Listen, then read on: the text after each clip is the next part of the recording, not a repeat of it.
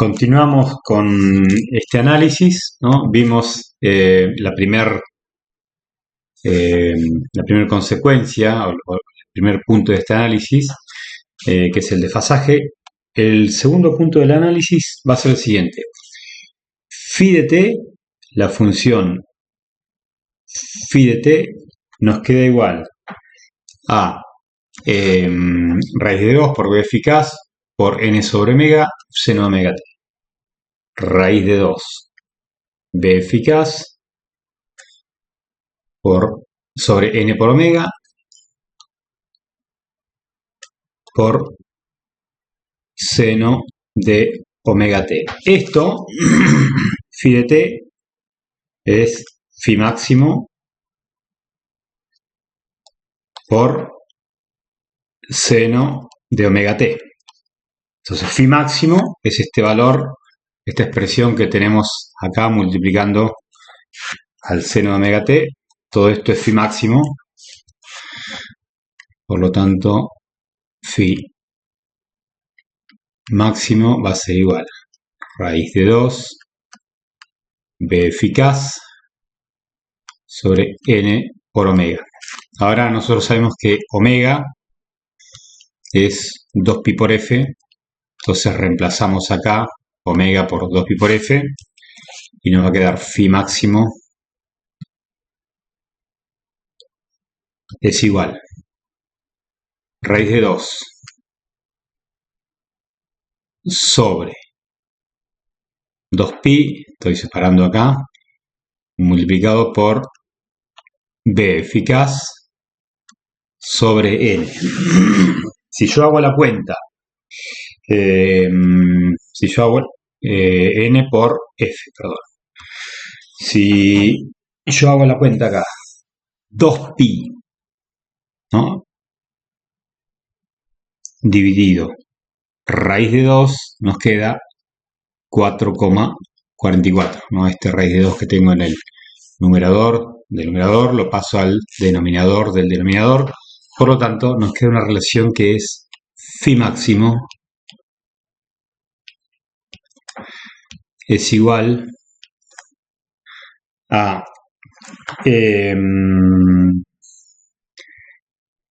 b eficaz sobre 4,44 por la frecuencia por el número de vueltas. Esta expresión que tengo acá, esta expresión de phi máximo, nos dice algunas cosas que ahora vamos a continuar analizando. Esta fórmula, esta relación que yo obtuve acá, tiene una forma convencional de expresarla, que es la siguiente. Nosotros solemos expresar b eficaz es igual, ¿no? Dando vuelta a la expresión, pasaría el 444 pasaría multiplicando a phi máximo y f y n también pasaría multiplicando.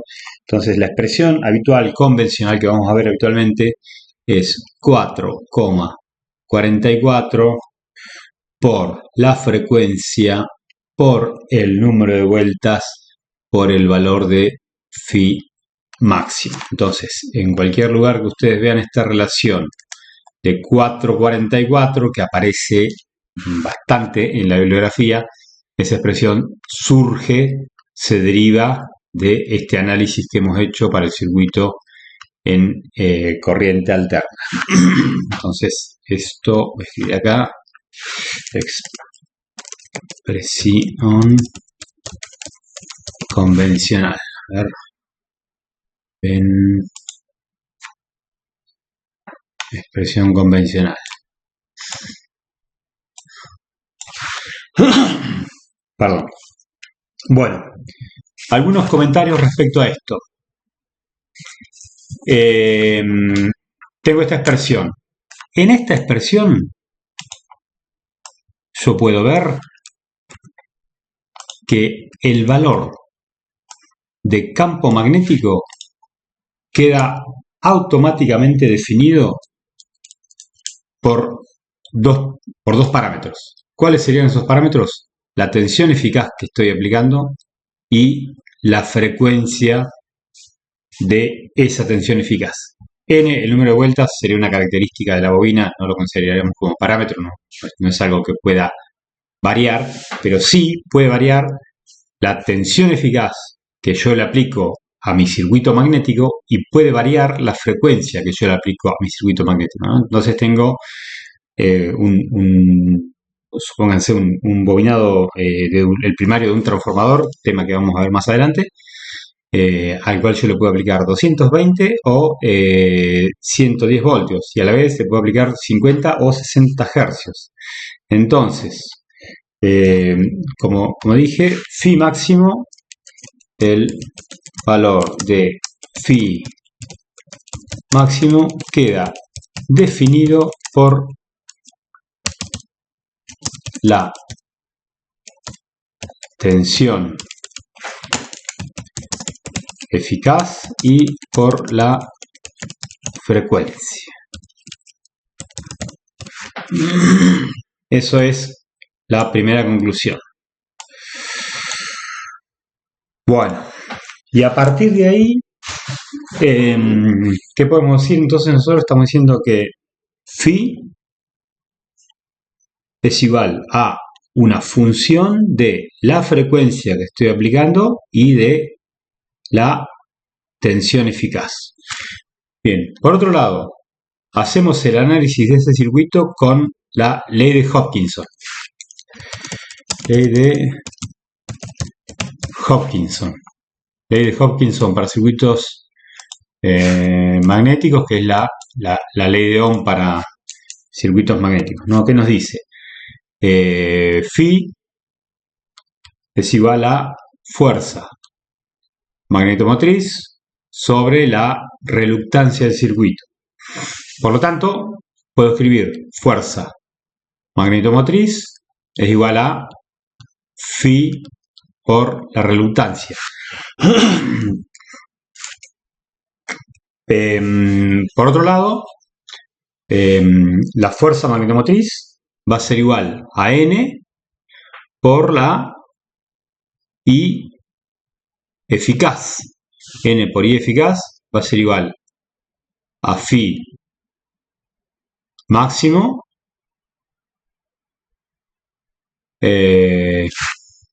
por la reluctancia. A ver, acá me estoy complicando.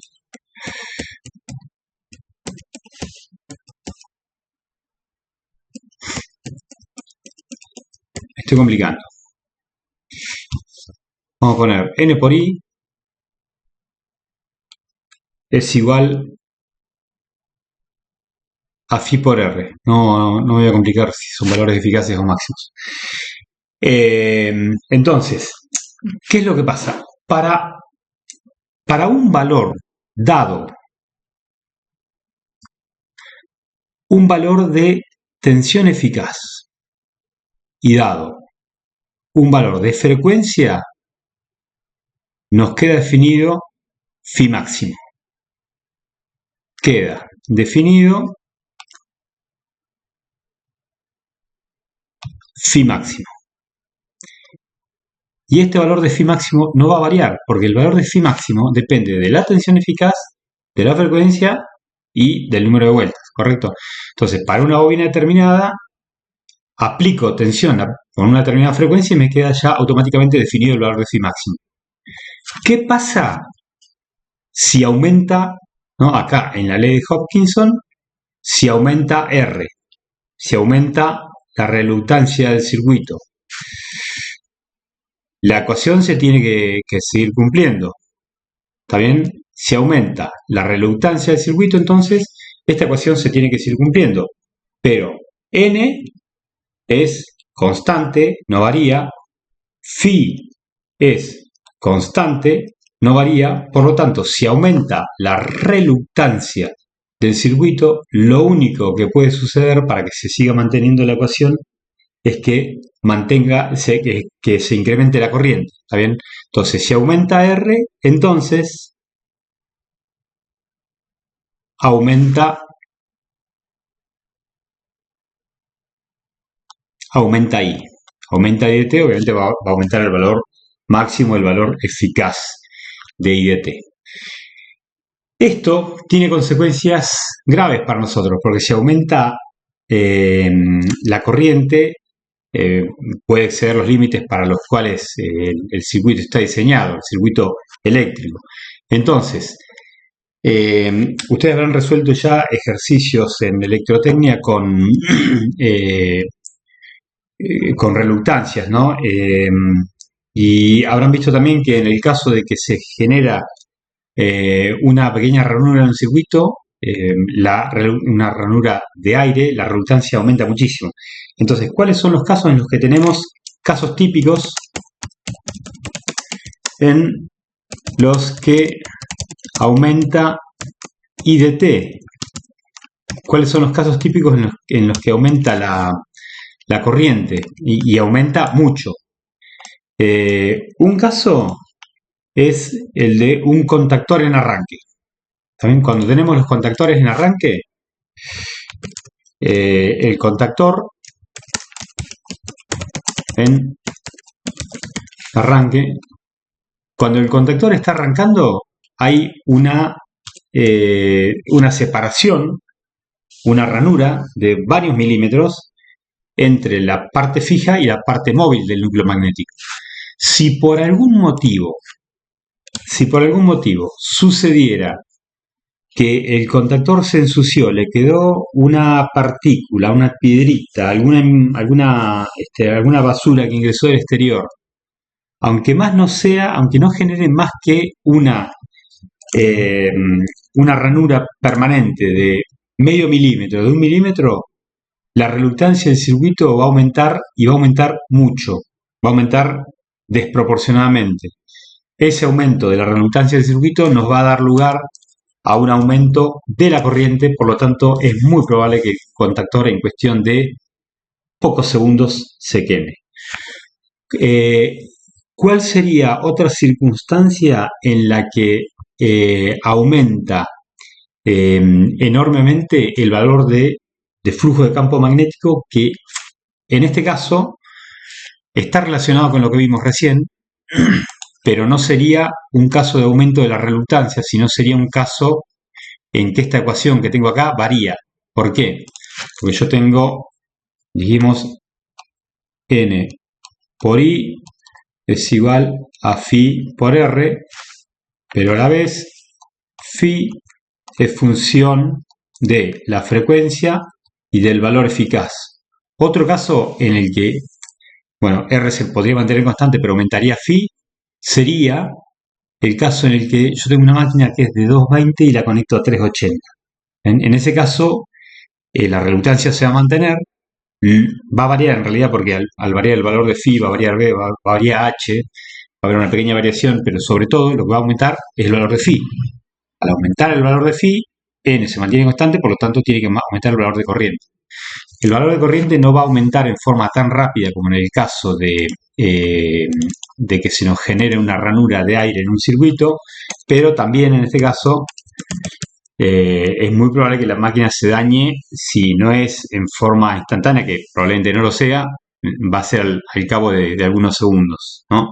O minutos. Máquina de 220 VCA en 380.